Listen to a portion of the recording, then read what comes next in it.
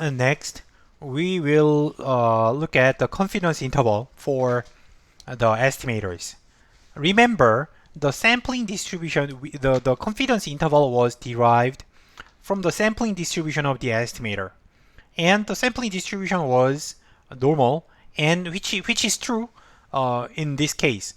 So it is normally distributed, approximately normally distributed if the sample size is large enough.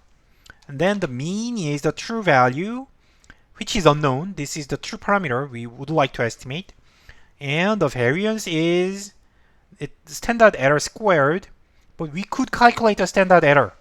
And remember, we know how to calculate the standard error. It was given. So we can calculate the confidence interval by inverting this normal distribution, which is exactly the same step we learned in chapter 8. If you don't understand what I'm saying, review that chapter, please. And as a result, the form is exactly same. Beta 1 had the point estimator plus minus margin of error. But margin of error is z-value times standard error of the point estimator. This was the basic formula. And in the previous chapter, we used s over square root n because this is the standard error of x bar, the point estimator x bar. So in that, anyhow, just I use the same point estimator, z-value, standard error. So the formula is the same, and its derivation, everything else is the same. Everything goes the same. Just remember, the standard error is a little bit more complicated to calculate for the regression model. Still, you are not going to do it. So in this chapter, your algebra is not important. Algebra will be done. Everything will be done. All the algebra will be done by Excel. So you can just simply assume that this is what Excel tells you. You just need to know what this value, where is this value, and you just should be able to find the correct number from the result table. That is here, the standard error. So plug that in. Plug in the standard error, point estimator, and standard error. And then z-value follows from the confidence level. So not a big deal. We have done many exercises with this formula, so I don't worry too much about that. And if you calculate that, you are going to get these numbers. Lower confidence limit and upper confidence limit, right? So the slope, the marginal cost, was estimated to be $2.383, but this is just point estimator. But with 95% confidence level, you have to expect somewhere in between 1.925 up to 2.841. So that's where the marginal cost is estimated to be. So that's the interpretation of the confidence interval here. Now, hypothesis testing. By the way, you know, t-statistic and p-value, these are for hypothesis testing, but they do not say what are the null hypotheses. Of course, to understand what this p-value implies, you have to understand you have to know what is the null hypothesis. It's not given, but almost always the default null hypothesis is 0. So there is no reason. Just people use this. Beta 1 equals to 0, which means marginal cost is 0. That is the null hypothesis. If marginal cost was 0, you cannot predict the output using you cannot predict the cost using the output. So in many cases, whether it is 0 or not is the most commonly used hypothesis. So it is used as H0. So then, given this hypothesis, and it is two-tailed test, two-sided hypothesis test, and then once you know this hypothesis, then you know how to calculate the t-statistic. T-statistic is the difference between what you observe minus what you believe. But what you believe is 0, so that disappeared. And so in the numerator, you only have your estimator from the data. And the denominator, always it is standard error, because t-statistic is the standardized difference between your observation and your belief.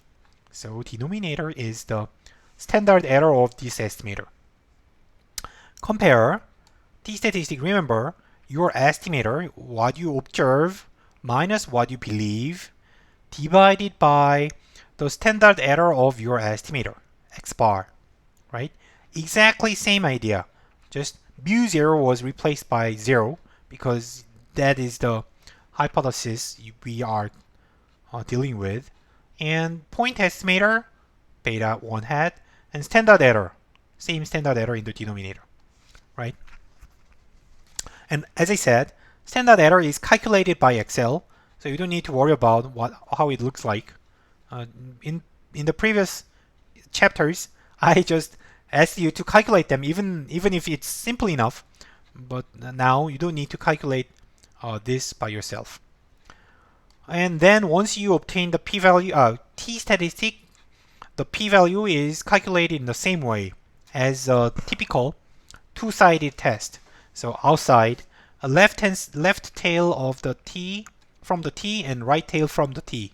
So two-tail test, p-value is the tail probabilities, right? T-statistic and p-value are given here. Then let me ask you one question. Given this null hypothesis and significance level, can you reject the null hypothesis or not? So like Microsoft Excel calculates numbers for you, but it does not interpret the result for you. And like you have to make your own decision, choosing your own significance level, determine whether it is 0 or non-zero.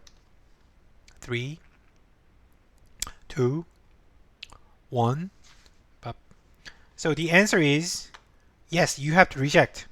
So when you reject, it means your outcome, your marginal cost, for example, your marginal cost is too much different. It's 11 standard, more than 11 standard errors above your belief, 0. Your belief is 0. So 11 standard error is a huge discrepancy. So you cannot believe this is any close to 0. Not at all. Not close to 0 at all. So p-value is 0, which is the most suspicious possible outcome. Within 0, the rank is within 0%, up to the third decimal place. So the answer is yes. Yes, your marginal cost is not 0. Obvious. And there is some additional important notion behind this hypothesis. So beta 1 equals to 0 implies that x has no effect on y, or y cannot be predicted based on x. So y is useless, or the model is pointless. So if you could not reject this, it means it is not a good news. You want almost always you want to reject this, because otherwise your model means the model is not doing anything. And this is a very important hypothesis testing. And typically it is said when H0 is rejected, which is good news. If you can reject your belief, then it means beta 1 is not 0. So x has some effect on y. So you can predict y. X helps to predict y. So we say beta 1 hat is statistically significant at significance level alpha. So the reason the name significance level is actually coming from this. Regression was developed earlier than hypothesis testing theory. At that time, people use statistically significant or not as a term in regression models. And then later, statisticians developed a general hypothesis testing theory and borrowed this term, statistical significance, to define alpha. So again, to say when you reject beta 0 equals to 0, when you can reject the null hypothesis that beta 1 equals to 0, that is a good news. And then you say beta 1 is statistically significant, right? The output is statistically significant variable to predict y, for example. So statistically significant, that term is originated from this case, this application, this model. And we are going to consider another example. Let me do that in the let me go through this. I'm going to use the real data, and in this case, I am going to predict wage based on education, which is very interesting. So y is wage, x is education, a number of years in school, and beta 0 and beta 1 are unknown parameters. Epsilon is noise or individual errors.